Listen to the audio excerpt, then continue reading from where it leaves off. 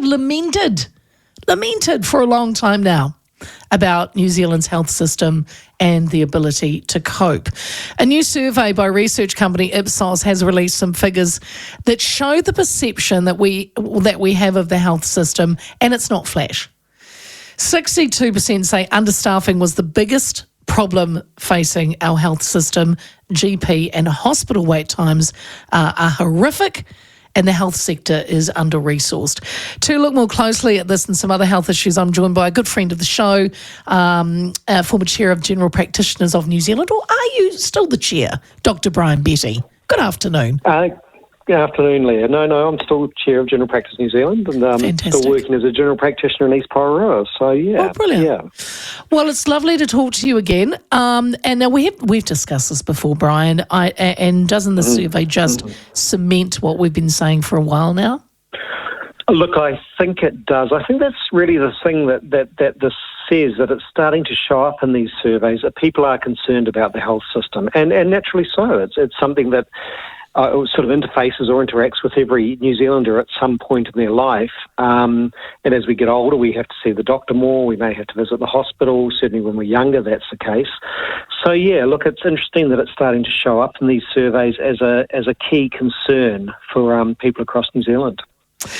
We see the winding down in the number of GPs, also medical facilities around the country that no longer provide after-hours or weekend services because they just don't have the staff. I mean, surely this is detrimental to the public. It's certainly one of the things we've seen develop over the last few years, where a lot of after-hours services have been put under a lot of pressure due to staffing shortages. And we've seen that start to pop up around the country now.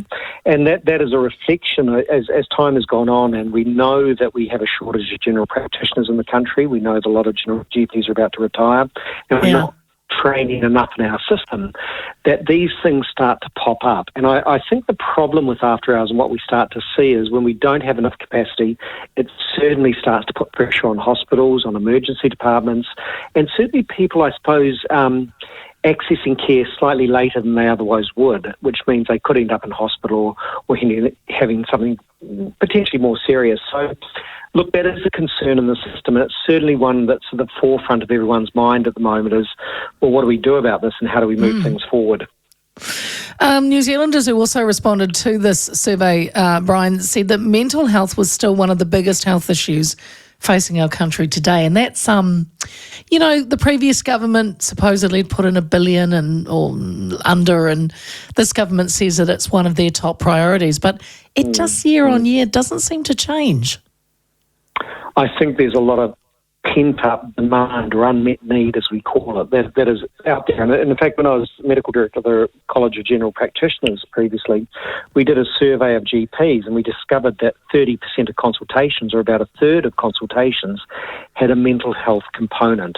So certainly it's a major concern, and it certainly has an impact on people's lives across generations. So there is a lot of need there, and that's probably one of the key things we've started to see over the last few years. And it's certainly something that people are more aware of, so they certainly bring it to the attention of, say, their general practitioner, nurse, or presenting to an ED with mental health issues. So it's certainly this awareness has gone up, and there is a lot of untapped need out there that we know exists and is there. And Bryan, do you think also, over the years as a society, we've worked really hard to try and take the stigma away from, to ease it on mental health issues, so that maybe why we also see this as a big problem is because more and more people are talking about it, say, than going back 20, 30, 40 years. Do you think that's a reason why more people talk about it and have come forward? Look, I think we're more open about mental health and the issues around mental health and the treatments that are potentially available there. So it's a bit of a two-edged sword, isn't it? We're more honest about it, we're more open about it, we discuss it more openly in the media and in general conversation. But in doing that, it in itself starts to create a demand which is actually there. And we've probably got a system that has been slow to respond to that increasing demand that we're actually seeing. And look, we certainly know that at the moment, there's tough economic times. For instance, people losing jobs, putting stresses on families, putting stresses on them personally, and this is certainly something we see in our practice, and that certainly does have an impact on people's mental health and esteem and the way they feel about the world. So, yeah, absolutely. And it's a really positive thing that people want help, or they're prepared to ask for help or want to talk about it. But again, as a system, we've got to have the capacity to respond to that and give people access to the care and the input they need.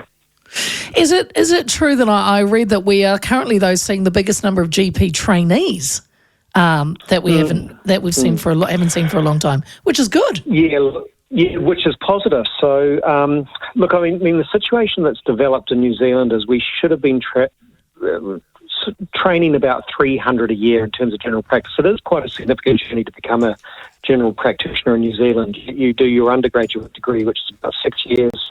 You generally spend 2 to 4 years in a hospital. Then you spend an additional 3 years training to be a general practitioner. So it's a long haul. Yeah. Now, we should have been training about 300 a year. We've been doing about 200 or just less than 200 up till now. So there's this underlying deficit that's developed. However, over the last year or two, those numbers have increased to about 250, which is really, really positive. We're not quite there at the 300 mark yet, but certainly there's starting to be a shift in the number of medical graduates who are wanting to perhaps step into general practice and work in the community as doctors. Can we, we talked, I think, a while ago about bonding nurses.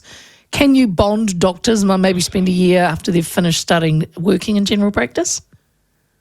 Look, there's a lot of discussion about this, and there's a lot of discussion about whether that would be the right thing to do.